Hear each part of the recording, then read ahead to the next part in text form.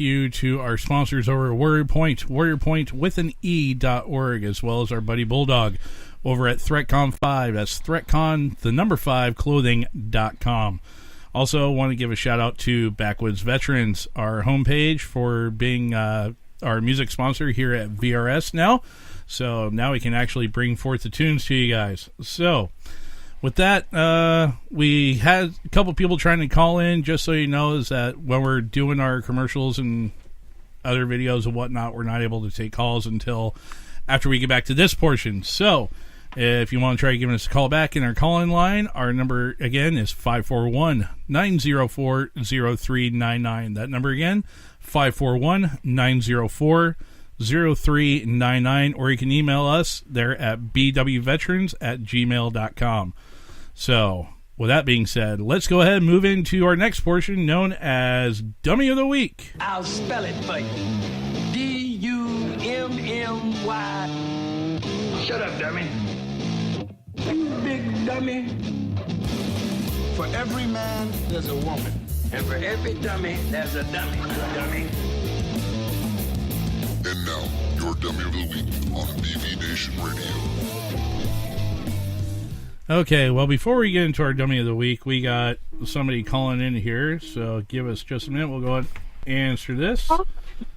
Oh, great, it's doing this number. To accept, press 1. To send a voicemail, press 2. Okay, Tillamook, Oregon. Who do we got? Tillamook. I'm actually in Portland. It's Steve. Oh, Steve, what's going on, man? You're on live with J-Dub and Carl. What's up, going on, brother? buddy? Well, what's up, buddy? I got a couple of statements and a question. Okay. Well, I guess they're kind of all questions. All right, go ahead and shoot. What you got? Do we value our money more than our children? I should hope not. No. Me neither. Nope. Well, then, okay. Then why are there armed guards at our banks, but not our schools? You know, this is a question I have actually heard asked quite a few times, and I've actually asked this question myself. That's the Jesse the Ventura one. Yeah, Jesse. So, yeah, that was a Jesse Ventura question. Yep. My next one is how did the kid in Parkland, Florida, come up with at least $500 to buy an AR-15 if he's from, like, a foster care home or was, like, in between or struggling with all these problems? Did adopted parents give him the money? Did he work for the money? Did he steal the money? Because they say that he bought it legally. Well, considering he's on the wrong side of the law, question. I would say that he, we really don't know that. Well, if he was able to purchase it legally, then somehow, some way, he had to come up with a way to get the money. I mean, there's different ways people, that's one of the things that's never been released. My point is that nobody's asking this question. My wife and I have been shopping for him, and you can't touch them for like under $500. That's right. That's being a law-abiding gun owner. You know what I mean? Going out and doing this, and the news is painting it to be that he purchased it legally, and nobody else is at fault that these guns are bad. What I'm saying, I'm not trying to bring up a conspiracy here, right? But has anybody seen the gun as proof? You know what I mean? It just seems like they keep blaming the same gun when I can go to the store and buy a $200 .22 and cause the same amount of damage if I'm uncontested. Right. Not saying that that's what I do. I'm just saying that they're not attacking the guns that aren't supposedly. Well, that's where it comes down to the whole, like we said, the whole assault thing. I could take my damn coffee cup and crack Carl upside the head right now, and please, guess what? It'd be called a freaking assault cup. Know. Yeah, we had that conversation. Right. We had that conversation earlier too out there when we were talking in the garage before he showed up here, and kind of baffled me when he came up with that because I have no clue how he would do something like that.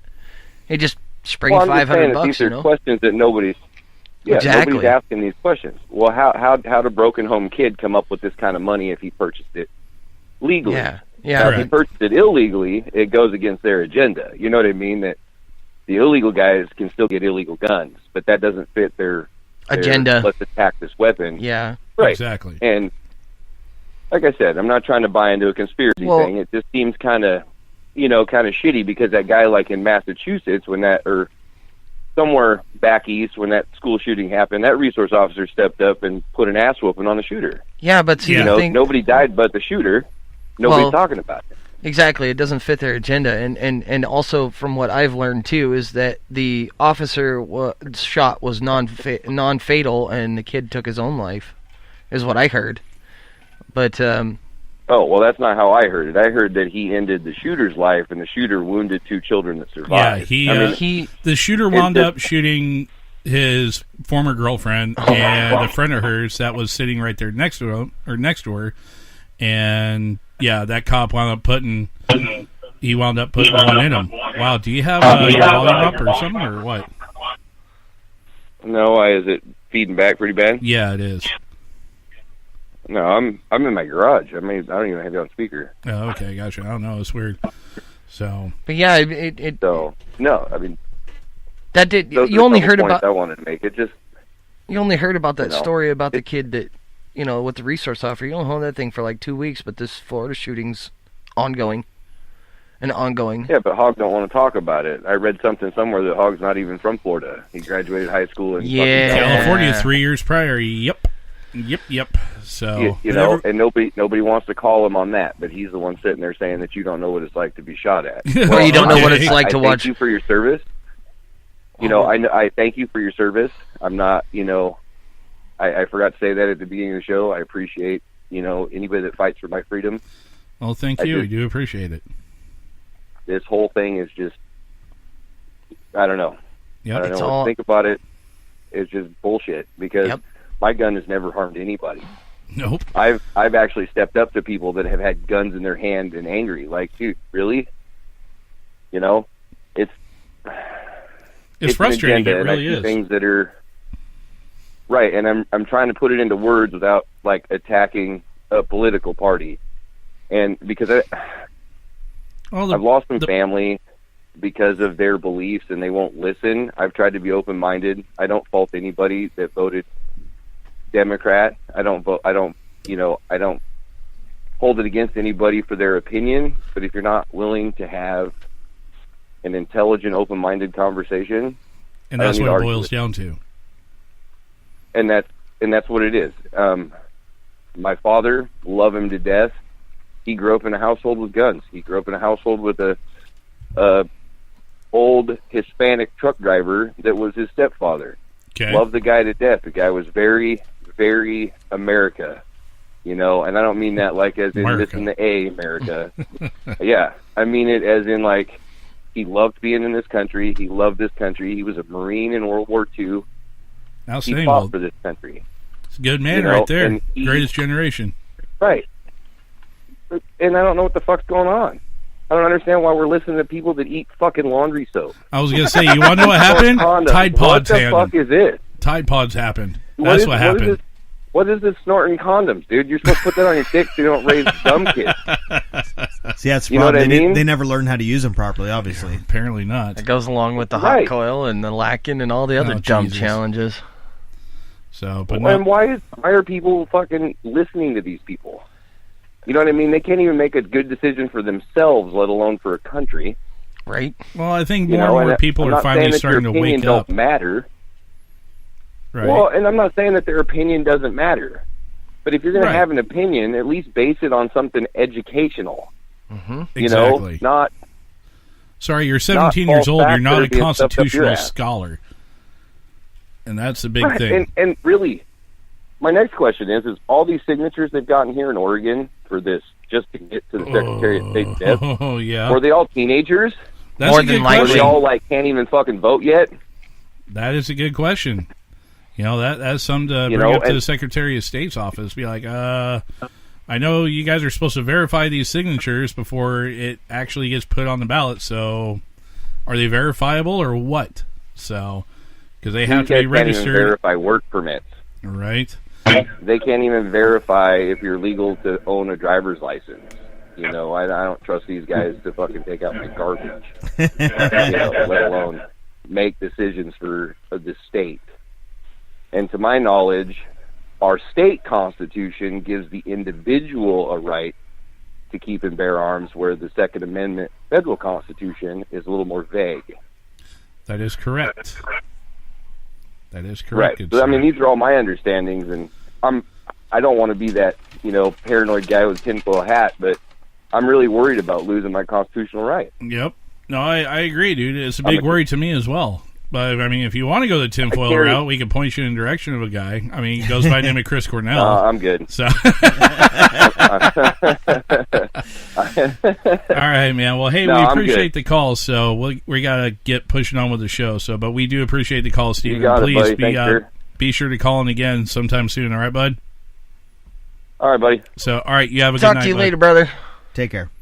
You too. You guys be safe. Oh, yeah, you too. Bye-bye. Bye. Okay. All right. That was a good call, man. Yeah. That was a good call. He definitely always has a lot to say. The guys, I've known him for quite some time. We're really close friends, and he's always got something. He's always got something on his mind, and that's... How close of friends are you? Oh, that's a good question. You know what, man? There you go, Steve. If you're still listening, brother, that should have been the song when we started drinking that morning with a 30 rack of Miller Lite. Oh, my God. Oh, yeah, a bowling ball and a fire extinguisher was included. Don't ask how it went. All right, so let's go ahead and get into our next portion of our Dummy of the Week. So, all right, we've already played music for Dummy of the Week, so we're going to go ahead and move right into it. So, and this one is a doozy. Oh, man. Coming to us in true VRS fashion, coming to us from Florida. Florida woman blames cocaine in purse on windy day. That's right. You heard it, folks. Fuck? You heard that correct. On a windy day.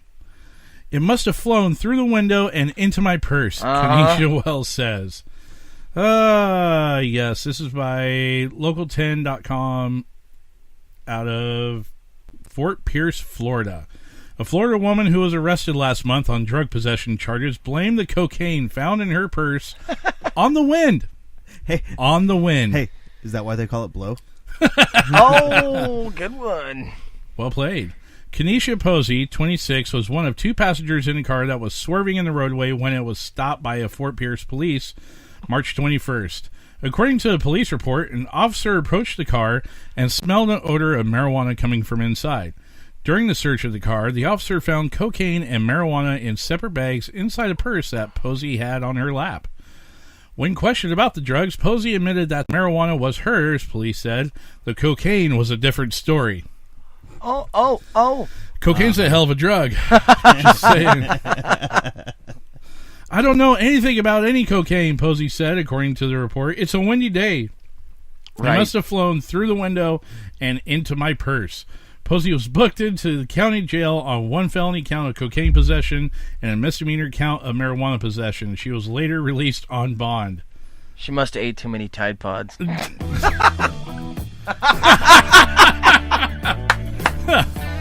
Cocaine. Oh, my God. Only thing I could think of during this whole thing was, going back to Rick James on the Chappelle Show. Cocaine's a hell of a drug. That's the only thing I could think of, because this bitch, obviously, wow. It blew in. Yeah. It blew in for the windy day. I have no idea how it ended up in my purse. In a bag, That's nonetheless. about as bad as not having sexual relations with that woman. Because what did you do to her, Carl? What did you do to her? I got hungry for faces and hands. Oh, no. That's not what I heard. According to you and Slick Willie, a.k.a. President Bill, you did what? Tell me the truth, Carl. Wasn't it some along the lines of like humping her or something? Oh, God. And I will hump her. Back door right now. Oh, there it was. There Excellent. It is. Excellent. There it is. Wow. I'd just like to know. It's already in your purse. It's obviously in the bag. You might as well just suck it You're up, getting Buttercup. busted anyhow, so you might as well just own up to it. Well, the thing is, though, is that the marijuana is a misdemeanor, whereas the cocaine's a felony. So there's a difference there, So I can see where you're trying to get out of one versus the other. But admit to one, try to get an easier count for the other. No, it doesn't work. Yeah, it doesn't work that way. I mean, 9 times out of 10, if you just straight up own it to the cop, you're still going to fucking jail. In separate bags. Inside her purse. A bag. Okay. Well, the question was, how big was a bag, though? Well, he doesn't say that. How big was a bag? That's what I want to know. I mean, was it like was it like a small one? Was it a fucking, a Ziploc quart bag or some shit? That's a lot of fucking dope. That's a lot of coke, dude. That's a lot of coke. That's party in a bag right there, dude. More than party in a bag. Shit. That's for you and